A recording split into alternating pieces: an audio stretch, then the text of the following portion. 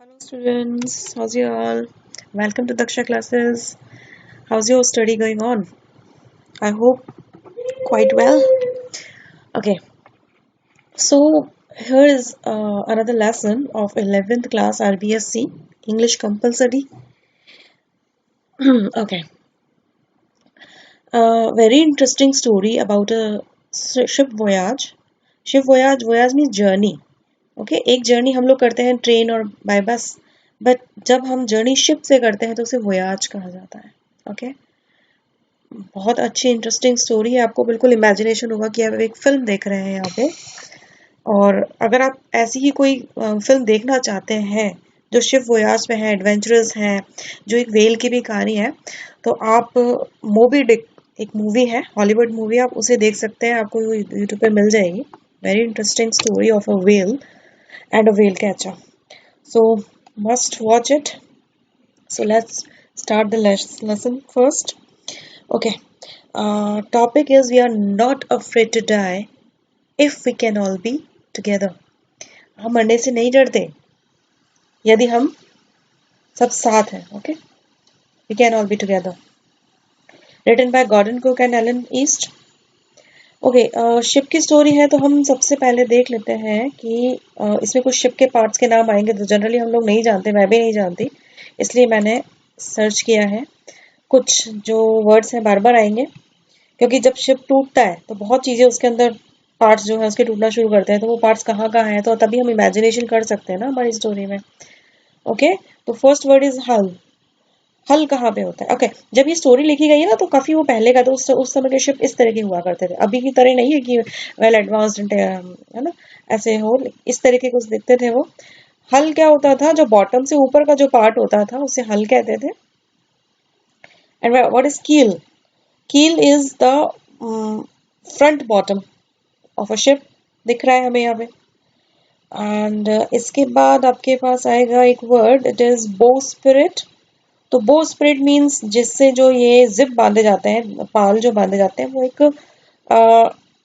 60 degree के angle का एक बांस कह सकते हैं ठीक है इसे बो स्प्रिट है जिप या जिप बूम कहा गया है वैसे जिप शब्द आएगा अपने लेसन में जिप मीन्स होती है पाल जो ये व्हाइट कलर की हमें दिख रहे हैं ना ये पाल है इससे मतलब विंड से शिप जो है वो आगे की तरफ बढ़ता है ओके एंड और इसके अलावा मस्त मस्त क्या होता है मस्त इज जो एक सीधा बैम्बू खड़ा हुआ होता है सेंटर में शिप के उसे मस्त कहा जाता है जैसे मेन मस्त भी कहते हैं ओके तो मेन मस्त सेंटर में होगा बाकी के जो मस्त है वो छोटे वो साइड्स में है तो बेसिकली ये है एक गन पोर्ट है gun port means may be some kind of window of a ship क्योंकि यहाँ पर तो मुझे यही दिख रहा है तो यही फिश सॉरी यही शिप जो है हमें इमेजिन करते हुए चलना है okay Actually, I like fish so much. That's why bar bar fish निकल जाता है शिप की जगह समझ में आ गया होगा हम अपना लेसन स्टार्ट करते हैं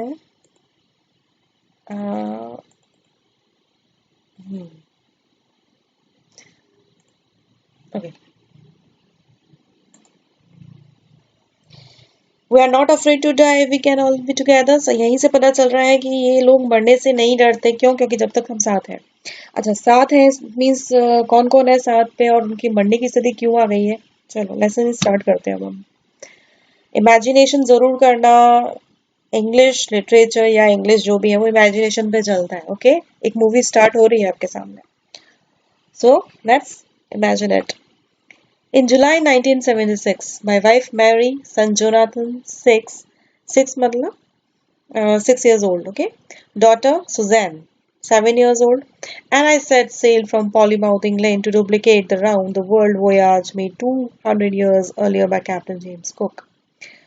Okay, 1976 की बात है इसीलिए मैंने आपको वही शिप की इमेज दिखाई है तो ये जो राइटर है अपनी वाइफ मैरी सन जोनाथन और डॉटर सुजैन के साथ इंग्लैंड के पॉलीमाउथ से अपनी वोयाज शुरू कर रहे हैं अपनी यात्रा शुरू कर रहे हैं शिप पे डुप्लीकेट मतलब ये दूसरी बार ये यात्रा उनकी हो रही है उन्होंने 200 साल पहले किसी ने ये यात्रा की थी जिनका नाम है कैप्टन जेम्स कुक अब ये अपनी वाइफ के साथ ये यात्रा कर रहे हैं for the longest time Mary and I 37-year-old businessman okay I means जो राइटर ऑफ द लेसन है वो 37-year-old है और वो एक बिजनेसमैन है had dreamed of sailing in the wake of the famous explorer, and for the past 16 years we had spent all our leisure time honing our seafaring skills in British waters.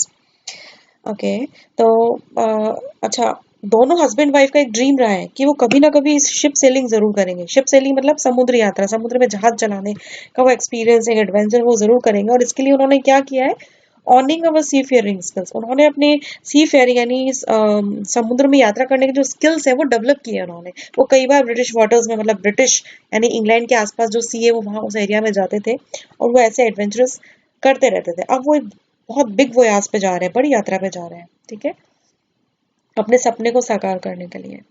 अब board wave walker, सी यहाँ पे board का name भी है wave walker. Wave walker, walker means होता है चलने वाला, वेव यानी तरंगों पे, धाराओं पे, लहरों पे, तो लहरों पे चलने वाला, इसका नाम है वेव वॉकर। 23 मीटर, कितनी लंबाई है इसकी, 23 मीटर। ओके, कॉन्सेंट्रेटेड अंडरलाइन किया हुआ है, इट मीन्स इस पे क्वेश्चन बन सकता है, कई बार नेम पूछा जा सकता है, लेंथ पूछी जा सकती है इस शिप की, तो ये याद करना आप लोग।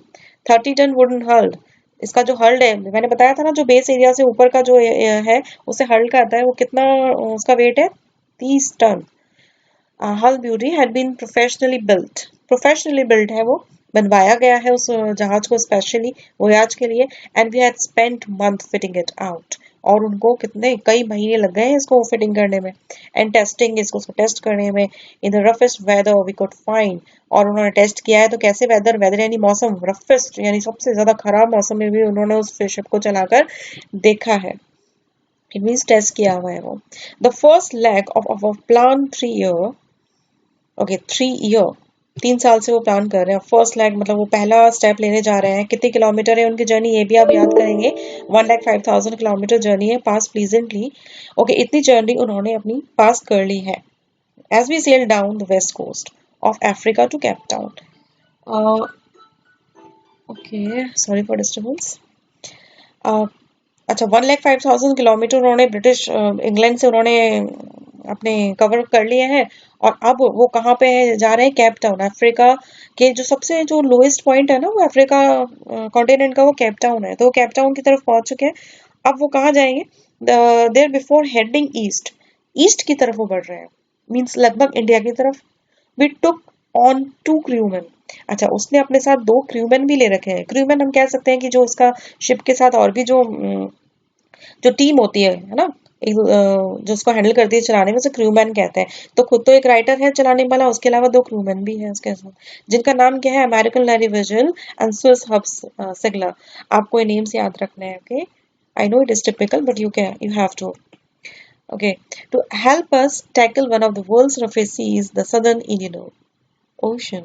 Okay, see, अब वो उसने 2 क्रूमैन स्पेशली इसलिए लिए हैं ताकि सबसे रफेस्ट सी, सबसे जो खराब सी है ना इस वर्ल्ड का, वो है दक्षिण का हिंद महासागर। उसमें उनको वहां से यात्रा करने के लिए इन 2 क्रूमैन की स्पेशली आवश्यकता पड़ी है, ठीक है। गोल्ड राउंड ले रहे हैं या पूरे वर्ल्ड का एक तरीके से। तो अब देखो, इंडियन ओशन हम लोग जानते हैं ना, हिंद महासागर कहाँ पर है। अब सबसे रफेस्ट कहा गया है उसको, रिस्की है, इतनी आसान नहीं है वहां पर क्या करना, यात्रा करना, ओके। अब यहीं से इनका एडवेंचर शुरू होता है। On our second day out of Cape Town से निकल चुके हैं और दूसरा दिन हो चुका है। We begin to encounter strong gales, encounter मतलब उनको मिलने लगी, उनके रास्ते में आने लगी क्या, स्ट्रॉन्ग गेल्स, बहुत ही भयंकर आंधी, स्टॉर्म, तूफान आने लगा। For the next few weeks they blue continuously, और कई हफ्तों तक वो जो तूफान चलता रहा।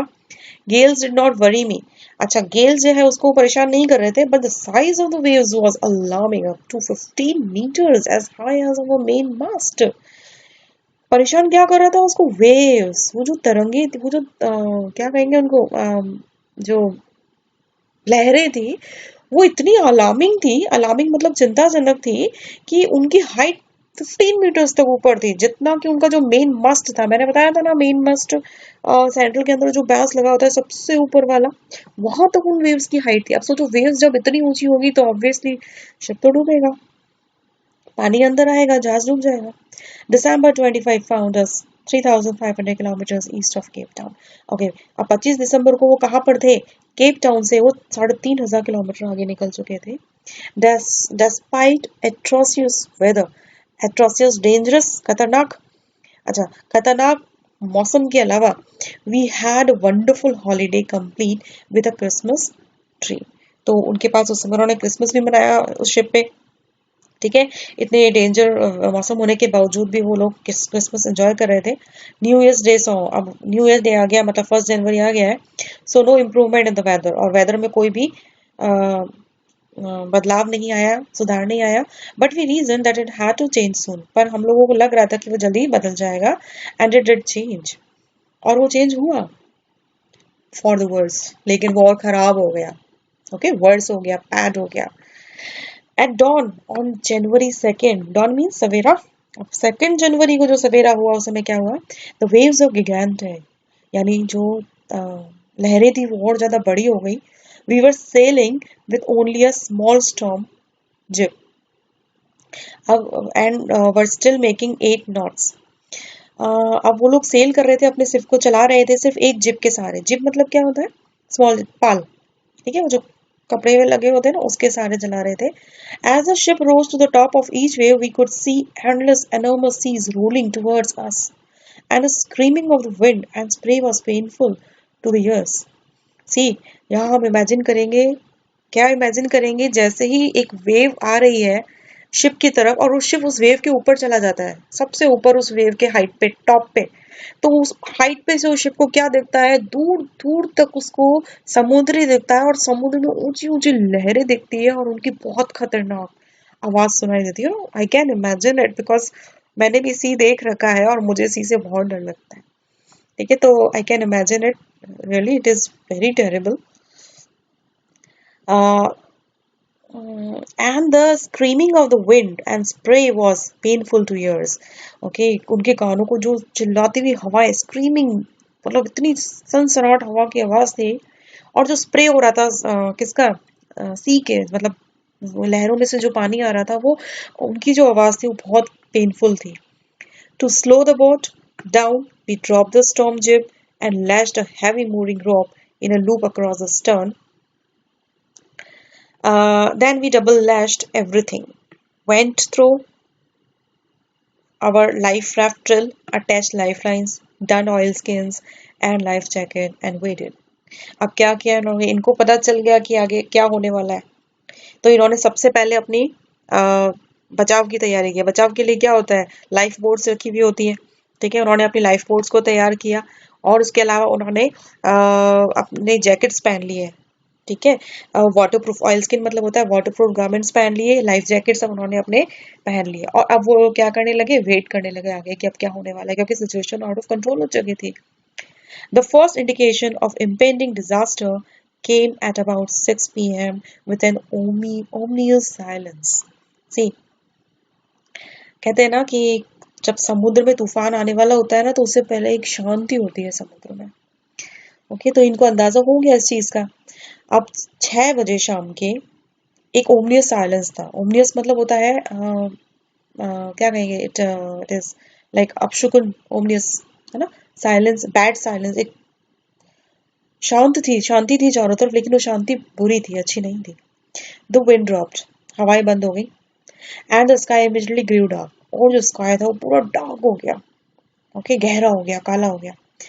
Then came a growing roar, और अचानक से क्या आया, बढ़ती हुई एक रोअर, दहाड़ की आवाज सुनाई दी, बहुत तेज आवाज सुनाई दी। And an enormous cloud towered aft of the ship, एक एनॉर्मस क्लाउड, एनॉर्मस मतलब वेरी बिग, एंड क्लाउड से बादल, टावर मतलब वो ऊपर आ गया, किसकी तरफ, शिप के ऊपर। जस्ट शिप के ऊपर एक बहुत बड़ा काला बादल था। विद ऑर्डर I realised that it was not a cloud but a wave like no other I had ever seen. अब राइटर क्या कह रहा है, उसे धीरे धीरे ये पता चला, रियलाइज हुआ कि ये कोई बादल नहीं था, बल्कि ये तो एक बहुत बड़ी लहर थी जिसे मैंने पहले कभी नहीं देखा था। It appeared perfectly vertical. Vertical means what, लंबवत, वो बिल्कुल ही लंबी खड़ी हुई थी, okay, and almost twice the height of the other waves, और दूसरी लहरों के मुकाबले उसकी जो ऊंचाई थी वो दुगनी थी। With a frightful breaking crest, और कैसे बढ़ रही थी शिप, क्रेस्ट मतलब होता है ऊंची चोटी, सॉरी, यहाँ पर क्रेस्ट का मतलब है शिप का पीछे का हिस्सा। तो वो जब बढ़ रही थी ना, तो वो शिप के पीछे को उसको ब्रेक करती हुई आ रही थी। ओके, तोड़ दिया था उसने। The roar increased to a thunder as the stern moved up to the face of the wave, and for a moment I thought we might ride over it. Okay, अब जैसे ही वो रोड इंक्रूज हुआ और वो जो वेव थी वो और ऊपर उठी, तो राइटर को क्या फील हुआ? उसे ये फील हुआ कि हम लोग इस वेव के ऊपर आ जाएंगे, शिप ऊपर आ जाएगा, जैसा जनरली अभी तक हुआ था कि हर वेव के टॉप पे शिप चला जाता था। ओके, ऐसा हो जाएगा, उसने ये ऐसी होप किया। But then a tremendous explosion shook the deck. लेकिन अचानक से क्या हुआ, एक बहुत ही बड़ा एक्सप्लोजन यानी धमाका हुआ, और जिसने डेक को हिला दिया, बहुत शेक कर दिया। डेक मीन्स क्या होता है? The terrace of a ship, ship की छत जो होती है उसे डेक कहते हैं। ठीक है, उसको एक तरीके से तोड़ ही दिया। ठीक है, a torrent of green and white water broke over the ship. A torrent, torrent means wave, है ना? लहर। अब लहर कौन सी कलर की थी? Green and white water mix up, क्योंकि देखा हमारा जो हिंदू भाषा का ना वो मोस्टली ग्रीन है, तो ग्रीन एंड व्हाइट वाटर थे, उसने क्या तो broke over the ship, ship के ऊपर आ गई पूरी तरीके से वो वेव। माई हैड स्मैश, मेरा हैड जो है वो स्मैश हो गया, ब्रेक हो गया इनटू द व्हील। किसमें? व्हील में, जो स्टीयरिंग होता है ना, घुमाने वाला, इसको शिप को, उससे वो उसका सिर टकरा गया, और उसमें चोट आ गई। And I was aware of flying overboard and sinking below the waves. और वो अपने आप को संभाल रहा था। फ्लाइंग ओवर बोर्ड मतलब वो जहाँ पे खड़ा था वहां पे ओवरबोर्ड पे फ्लाइंग हो रहा था, मतलब इधर उधर हिल रहा था। And sinking below the waves, और जो वेव्स यानी जो पानी अंदर आ गया था उसमें वो डूब रहा था। I accepted my approaching death. अब उसने एक्सेप्ट कर लिया था कि मेरी मृत्यु निकट आ गई है। And as I was losing consciousness, अपनी सुध बुध वो खोने लगा था। आई फेल्ट क्वाइट पीसफुल, और उसको बहुत ही शांति फील हो रही थी। इट मीन्स धीरे धीरे वो बेहोश हो रहा था क्योंकि सर में चोट लग गई थी। Unexpectedly my head popped out of the water. अचानक, अनएक्सपेक्टेडली मतलब उसे उसने सोचा नहीं, सडनली क्या हो गया, उसका जो शरीर है वाटर से बाहर आ गया। A few meters away, Wave Walker was near capsizing, her her mast almost horizontal. सी, मास्ट मैंने बताया था ना, मास्ट वो जो सेंट्रल में जो एक लकड़ी लगी हुई होती है बैम्बू टाइप में, अब वो पूरी तरीके से वेव वॉकर की हॉरिजॉन्टल हो गई थी। वो वर्टिकल लगा हुआ था, मीन्स लंबावत लगा हुआ था, और वो बिल्कुल लेट गया एक तरीके से, मतलब जहाज बिल्कुल टेढ़ा हो चुका है, बिल्कुल फ्लैट हो चुका है। ठीक है, उसका जो मस्त है वो बिल्कुल फ्लैट हो चुका है, हॉरिजॉन्टल हो चुका है, डूबने के कगार पे है बिल्कुल। Then a wave hurled up upright. लेकिन एक अचानक से वेव आती है, एक लहर आती है, और उसको अपराइट मतलब उसको हिला देती है और थोड़ा ऊपर की तरफ कर देती है। My lifeline jerked taut. I grabbed the guard rails and sailed through the air into Waywalker's main boom. Okay, अब जो ये होता है जैसे ग्रैब करके कहा जाता है, ये वेव वॉकर के मेन बूम पर जाता है फ्रंट की तरफ। Subsequent waves tossed me around the deck like अ रेग डॉल। ओके, और भी कुछ वेव्स हैं जो जहाज के अंदर ही है, वो उसको आगे की तरफ धक्का दे रही है एक रेग डॉल की तरह। माई लेफ्ट रिब्स क्रैक, उसकी जो लेफ्ट साइड की रिब, रिब मतलब क्या होती है? पसलियां, वो क्रैक हो चुकी है, टूट चुकी है। My mouth filled with blood and broken teeth. somehow I found the wheel lined up the stern for the next wave and hung on. अब क्या हुआ, अगली ही वेव ने उसको कहाँ तक पहुंचा दिया? उस व्हील तक पहुंचा दिया, स्टीयरिंग तक पहुंचा दिया, जहां से वो अपने व्हील को हैंडल कर सकता है। Water, water everywhere. I could feel that the ship had water below, but I dared not abandon the wheel to investigate. अच्छा, चारों तरफ उसको पानी ही पानी दिख रहा है, कुछ भी नहीं है, लेकिन उसने अभी भी गिव अप नहीं किया। और वो क्या ढूंढता रहा? व्हील को ढूंढता रहा। अभी व्हील उसे मिला नहीं है। व्हील मतलब समझ रहे हैं ना आप लोग? स्टीयरिंग, जैसे कार में स्टीयरिंग होता है ना, मूव करने के लिए कार के व्हील्स को, ऐसे ही शिप को अलग अलग डायरेक्शन में मूव करने के लिए व्हील होता है। हम लोगों ने देखा हुआ है मोस्टली, ये तो हम जानते ही हैं। Suddenly, okay, come down, yeah, okay, it is a little blur, but we can manage. Suddenly the front batch was thrown upon and Mary appeared. We are sinking, she screamed. It is not batch, it is hatch. Okay, hatch means एक ऐसी जगह है room type में जहाँ पे उसकी family बैठी है, मैरी बैठी है। Mary is his wife. Okay, तो मैरी क्या चिल्लाती है अंदर से? वी आर सिंकिंग, हम लोग डूब रहे हैं। द डैक्स आर स्मैश, जो छत है वो पूरी तरह से टूट चुकी है। We are full of water, और हम जो है पूरी तरीके से पानी से घिर चुके हैं। Take the wheel, I shouted as I scrambled for the hatch. hung at crazy Larry and Herb was pumping like madman. Okay, Larry hub जो जो दो क्रूमैन थे इसके साथ, वो क्या कर रहे थे, पंपिंग कर रहे थे. पंपिंग मीन्स व्हाट, पानी जो शिप के अंदर आ गया था उसको बाहर निकाल रहे थे, मैडमैन की तरह, पागलों की तरह. Okay, broken timbers hung at crazy angles. Broken timbers, timbers मतलब होती है लकड़ियां. तो जैसे जहाज लकड़ी का बना है तो छोटी छोटी लकड़ियां टूट के बाहर आ रही है और वो क्रेजी एंगल्स की तरह इधर उधर पानी में बह रही है. द होल स्टारबोर्ड, अच्छा starboard means what, right side of a ship, है ना. राइट साइड जो है ना शिप का, वो स्टारबोर्ड, वो क्या हो चुका है, बल्ब इनवर्ड्स, वो टूट के इनवर्ड हो चुका है, अंदर की तरफ आ चुका है. Clothes, crockery, chairs, tins and toys sloshed about in the deep water. अब जो भी उनके सामान था उसमें, कपड़े वगैरह है, बर्तन है, चार्ट्स रखे हुए हैं, टिन्स हैं, टॉयज हैं बच्चों के, वो सब क्या है, वो उस डीप वाटर में चले गए हैं, अंदर तैर रहे हैं वो. आई हाफ स्वैम, और मैं जो हूँ आधा तैर रहा हूँ, हाफ क्रॉल आधा रेंग रहा हूँ, इनटू द चिल्ड्रंस कैबिन. और ऐसे तैरते वो कहाँ गया, चिल्ड्रंस कैबिन, जहाँ पे उनके चिल्ड्रन है, उसके बच्चे हैं, उनके कैबिन में गया और उनसे क्या कहता है, are you all right, I asked. Yes, they answer from an upper bunk. Okay, एक बंक है, एक एरिया है जो उस रूम के ऊपर की तरफ वो लोग बैठे हुए, क्योंकि नीचे तो पानी भर चुका है. But my head hurts a bit, said Sue. Sue क्या कहती है उसकी डॉटर, कि मेरा हेड जो है ना वो थोड़ा सा हर्ट हो गया है, उसको चोट लगी है.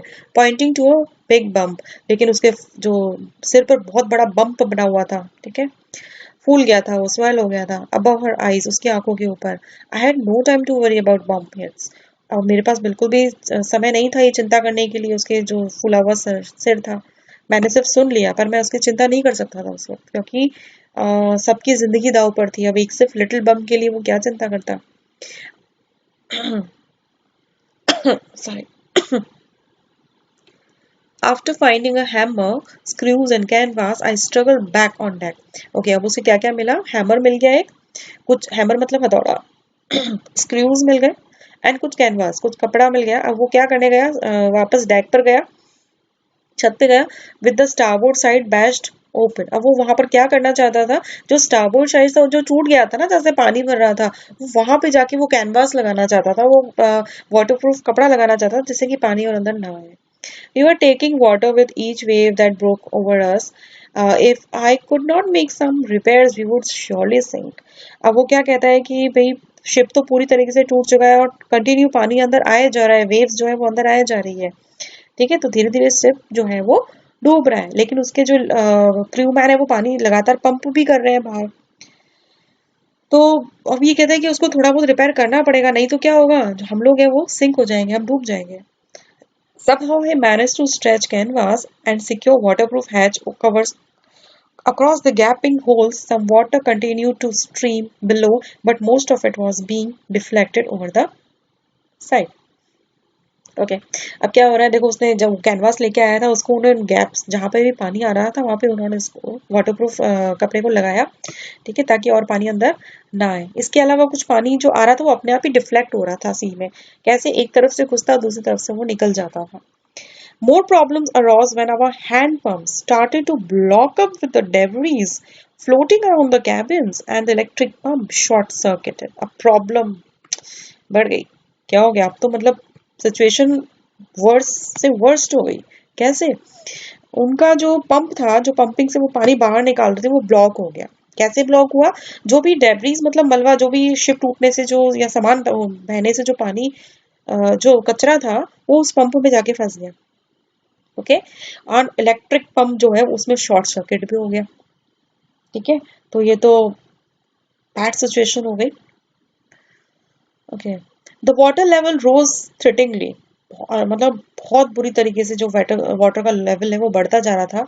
Back on deck I found that our two spare hand pumps had been wrenched overboard, along with the forestay sail, the jib, and the dinghies, the main anchor. अब ये डेक पर आता है वापस और हैंड पंप्स को ढूंढता है, जो हाथों से पंप करने वाले जो है वो कहाँ पर है, वो ओवरबोर्ड पे रखे हुए हैं outside of the sea, along with the forestay sail, और सेल एक रस्सा भी वो ढूंढता है, एंड जिप और पाल ढूंढता है, ठीक है, और मेन एंकर. उससे क्या होगा, थोड़ा थोड़ा शिप को वो कंट्रोल में करेगा. Then I remember we had another electric pump under the chart room floor. I connected it out I connected it to an out pipe and was thankful to find that it worked. अब suddenly कहते हैं ना कहीं सारी hope जब खत्म हो जाती है तब एक कुछ मिल जाता है, वैसे इसको भी मिला। एक एक्स्ट्रा इलेक्ट्रिक पंप रखा हुआ था उसके चार्ट रूम में, वो वहां जाकर उसको लेकर आया और वो चल भी गया, ठीक है, वो काम करने लगा। तो ये तो गॉड ब्लेस हो गया उसके लिए।